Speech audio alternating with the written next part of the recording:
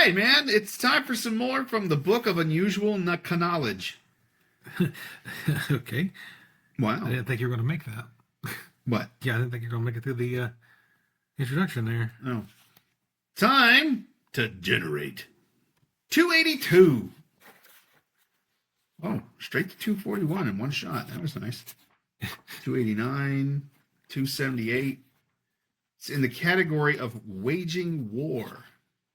Ooh. It's going to be dark. Dark. Filled with Nazis. Escape of... Oh, demonetized. We said the N-word. Oh, wait. We've never been monetized. Did we already do this? I know, I just cut it in from another episode. No, okay. Escape of the journalists.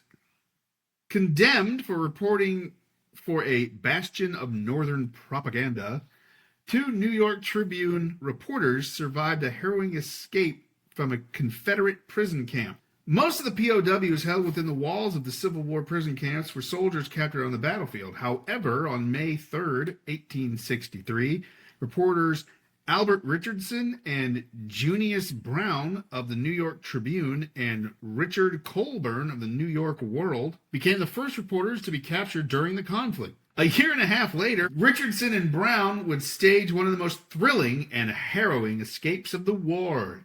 All 3 men were attempting to join up with General Grant and his troops near Vicksburg, Mississippi, when they decided to take a shortcut to reach the front lines as quickly as possible.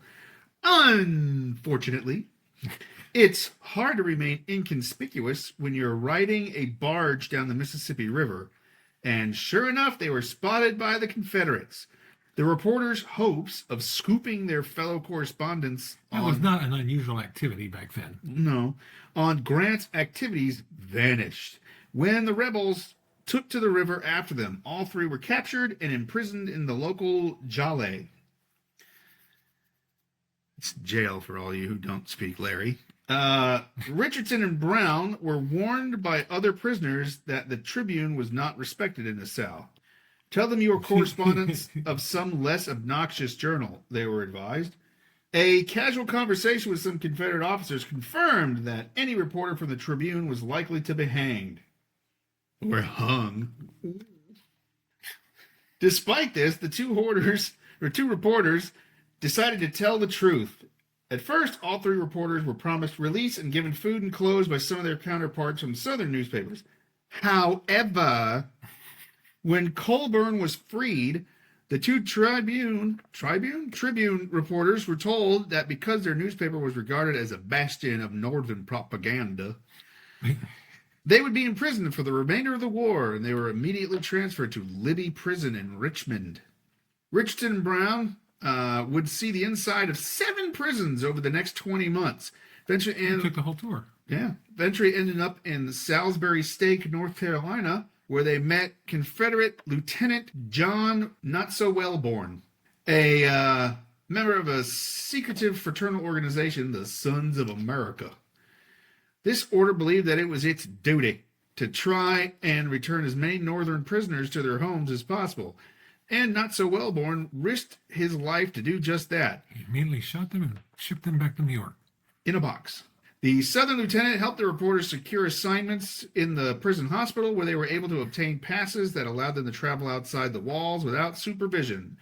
On December 18, 1864, Richardson and Brown told a guard that they were picking up some desperately needed medical supplies and walked out the front door.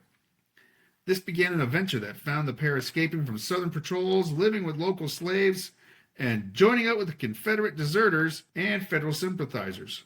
Nearly 1 month and 340 miles later, the ragged group of more than a dozen had collected around the pair, staggered into a Union camp near Knoxville, Tennessee. We're immediately shocked because they're wearing Confederate uniforms. Right.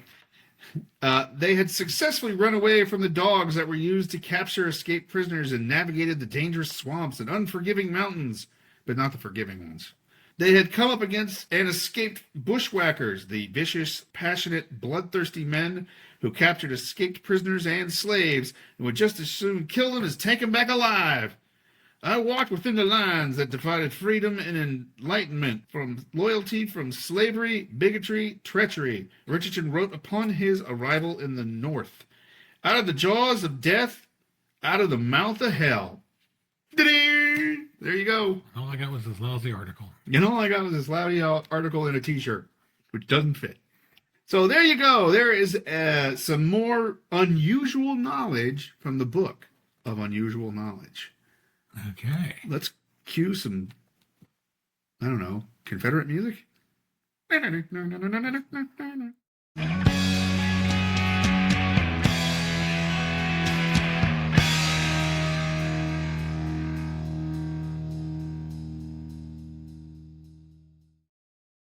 Hold on. Keep that in.